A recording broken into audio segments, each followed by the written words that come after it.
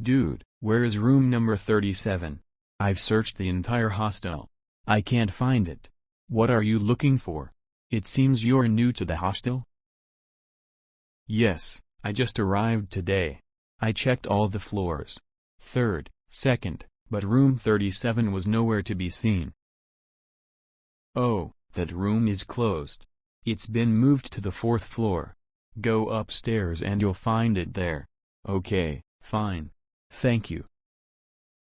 By the way, can I tell you something? Your roommates are a bit strange. Be careful of ragging. Oh, okay. Hearing this, Samir was a little scared. This was his first time studying outside the village. Just hearing the word ragging filled his heart with a strange uneasiness. He reached his room. There was no one inside. He was tired, so he had to leave his bag. He put it down and lay straight on the bed. A few moments later, he felt someone shaking him. And then, someone slapped a cold hand on his face. I threw water on him. He woke up startled. Oh, you fell asleep before we arrived. You're a new kid and you came to bed without even greeting us. Climbed in. When he arrived, no one was there. He was very tired, so he fell asleep. Sorry. Oh no, Munna. Just saying sorry doesn't do anything. Touch their feet and apologize, then go outside and pretend to be a rooster. Cuckoo everyone. In front. No. Please, please, don't do this. I can't do it. I fold my hands. Please don't do this. Aha, shame on you, so take another challenge. If you don't turn out to be a coward, you'll save your honor. It will leave at. There's an old room on the third floor next to room number 36. It's without a number. Old room 37. I've heard a boy committed suicide there. His spirit still wanders there. If you dare, go there. That's it. Wait 10 minutes, go inside. Will you do it? Where someone committed suicide. No, man. Please, then go out and pretend to be a rooster. Choose between the two, the room or ragging. If you refuse either, your name will be known by tomorrow morning. He'll be gone from the hostel at okay, I'll go. Good boy. Then I'll leave at exactly 12 o'clock midnight. Not now. And yes, listen, take the room key. How can you get in without it? But don't leave just yet. The real fun is when the clock strikes exactly 12 o'clock midnight. Got it? Vicky and his friends would do this to every new student. They would intimidate them so much in the name of ragging that no one would dare to speak out against them. Didn't. Vicky saved his number in Samir's phone and handed him the old room key as he left. Time passed. The clock slowly approached 12. Samir sat on his bed, trembling. His heart was pounding. Then he took a deep breath. He took a deep breath and headed downstairs to the third floor. As he reached the bottom of the stairs, he heard a video call from Vicky on his phone. Was approaching. Reluctantly, Samir picked up the call. What's stopping you there? Come on, move on. Go to the door and unlock it. Yes, I'm leaving. Samir turned on his phone's back camera. He slowly walked forward and stopped in front of old room number 37. He put the key in the lock. Cast. The sound of metallic crackling echoed through the corridor. As the door opened, a voice from inside. A whiff of putrefying stench wafted through him. Shivering, Samir turned on his phone's flashlight. And then the video call suddenly cut off. Oh, this video call got disconnected. I'll try it again. Otherwise, they'll all say I deliberately cut the video call and they will rag me in front of everyone, Samir told them. He tried the video call again, but it wouldn't connect. Then he felt a movement in the room, as if someone was tugging at his shoulder. Stepping closer to him. Who is it? Who is there? As soon as Samir asked this, the hustle and bustle of footsteps suddenly stopped. also thought it might be his imagination. But then the window of the room suddenly opened, and with a loud noise, the clock struck suddenly. Someone grabbed Samir's leg from behind, and he fell face down on the ground. Blood was pouring from his forehead. Panicked, he quickly got up and ran for the door. But as he tried to open it, it seemed to jam. Just then, Samir felt hot breath on his neck. Someone placed a hand on his shoulder. Samir screamed loudly, and as soon as she looked back, Jatin and Rakesh were standing behind her and taking her video. He was laughing out loud as he made it. You, he said, turned out to be a total jerk. So why are you so scared even after growing up? We've filmed you, and now the whole college will see it. No, please don't do this.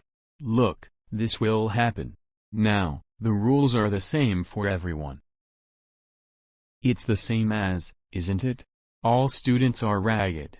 If you don't get ragged, it will be unfair to the older ones. Do one thing, take off her clothes too. We'll make a video of that too. Then the real video will be published. No, please not. Vijnu began to force Samir to take off his clothes. But Samir pushed him away and ran back to his room. We went and sat down. Vicky was in the room. Seeing him, Vicky became furious. You ran upstairs. You didn't even listen to me. You know the consequences of believing. You'll have to pay a heavy price for this. Vicky was just moving towards Samir when suddenly they heard Rakesh shouting.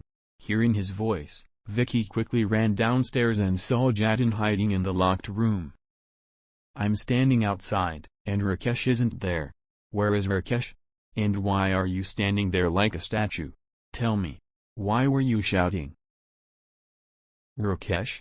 As Samir ran upstairs, he heard footsteps inside.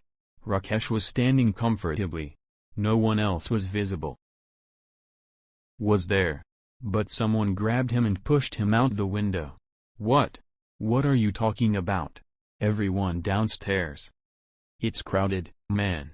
What if I get caught, because I was the only one in the room with her? Don't worry, nothing will happen. First, let's go downstairs. The two of them nervously went downstairs and found a crowd of students and teachers from the hostel. Rakesh's dead body was lying there. A short while later, a police team arrived and took his body away for questioning. They spoke to the students and checked CCTV footage. Initially, they suspected Jatin, but when Jatin turned off his phone, they found out he was. When the police showed them the video, they had to release him because they couldn't find any solid evidence against him. 1 week passed. Jatin and Vicky were still reeling from Rakesh's death. It had been a long time since they'd finally gotten some sleep. But as the clock struck midnight, a knock came at his window at exactly 12 o'clock. The sound woke Jatin. He got up and saw no one around. But as he started walking back to his bed, he felt a push from behind and his head landed squarely on the table in front of him. Blood oozed from his forehead. He was terrified. When he turned back, he saw a terrifying shadow standing before him, charging towards him. Jatin screamed in fear. She couldn't even get out. The shadow lifted her into the air and threw her against the wall in front. She hit the wall with such force that the sound seemed to wake Vicky and Samir, who were sleeping in the room. Samir quickly turned on the room light and saw Jatin lying on the ground. He was lying down, and the wall in front of him was covered in his blood.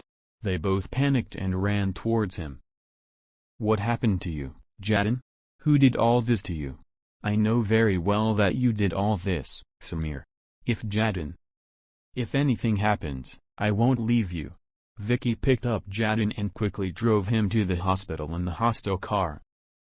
The doctor stitched his forehead and bandaged it. But the stitches began to unravel on their own, as if someone was deliberately ripping them out. Jadon was in so much pain that his cries echoed throughout the hospital. Doctors Vicky and Samir quickly rushed to his side and found him. His face was covered in blood and he was screaming terribly. The doctor tried to calm him down, but he rose into the air and fell to the ground with great force. He died instantly. No one could believe their eyes. It was Jadon who was wondering how all this had happened. Vicky was in shock because over the past week he had mysteriously lost 2 of his children. He had lost his friends. A few days later, he was sitting in his hostel room. Just then, Samir entered the room, and as soon as he came in, Vicky pounced on him. "I know damn well you did all this. Tell me, you bastard, you did it, didn't you? This has been happening ever since you came here. 2 friends are dead. I will not let you go. I will kill you." Vicky strangles Samir with both hands. But Vicky's heart sank when he saw Samir's expression, a terrifying smile on his face. Blood was dripping from his eyes. In fear, Vicky released his grip on Samir's neck and began to retreat. "Both of them are gone now. But you still have to die. My revenge will not be complete until I kill you." "What kind of revenge? Have you lost your mind, Samir? What are you saying? What do you want to get revenge on me for?" "Revenge, remember. 11 What did you do the night of last night? Have you forgotten? Have you forgotten? Or should I remind you?" As soon as Samir mentioned September 11th, a flash of light flashed before Vicky's eyes. Flashback. "Please stop bothering me. Delete that video of mine. Otherwise, I'll jump out of this window." "Oh, then jump. What do we care if you jump? Whether you live or die is none of our concern. We won't delete the video. If you want to jump, jump." Naveen was standing near the window. The 3 of them were watching him. They tried to scare him by pushing him forcefully. But in the act of joking, Naveen actually slipped and fell straight down. He died on the spot and the 3 men fled. Naveen had no one in this world except his older brother, Samir. When his brother found out, he was devastated. Naveen often told his brother about the 3 of them. Samir. He wanted to bring him back from there. But before he could, he passed away. "Don't worry, my brother. I will avenge you. I know very well that those 3 people did this to you. I won't let them go." Samir wiped his tears and retrieved the book from a used bookstore. Opened a page dated, which had the words ghoul written on it. Inside, there were mantras to awaken the ghoul. And the rituals were written. At exactly 12 o'clock at night, Samir drew a white circle in the middle of his room and around it. He lit the candles. Sitting inside the circle, he began chanting the mantras. After a while, a strong wind filled the room. It started blowing. But even that wind didn't extinguish the candles. Instead, their flames grew brighter. At that moment, a terrifying shadow appeared. Samir placed the knife in his palm and he made an incision. Then he let a few drops of his blood fall outside the circle. The moment those drops fell outside the circle, he collapsed to the ground, breathless. His breath stopped, and that terrifying shadow stood before him. Slowly, it began to take shape. The Samir standing in front of Vicky was now in the Samir. In fact, he was in the same. Had turned into a terrifying shadow. Samir had awakened Ghoul to avenge his brother's death, and at the time, he had taken him to his. At the same time the drop of blood was offered, the demon took his soul with him and his form was destroyed. Had come to avenge his brother's death. He again assumed the form of Samir and snapped Vicky's neck with a single blow. It twisted. Vicky screamed loudly and fell to the ground. After Rakesh and Jadon, Vicky too was gone today. It was, and Samir's deal with Ghoul was now complete. Ghoul was now back at his place. Is locked inside the book and is now waiting for someone to take revenge on someone else.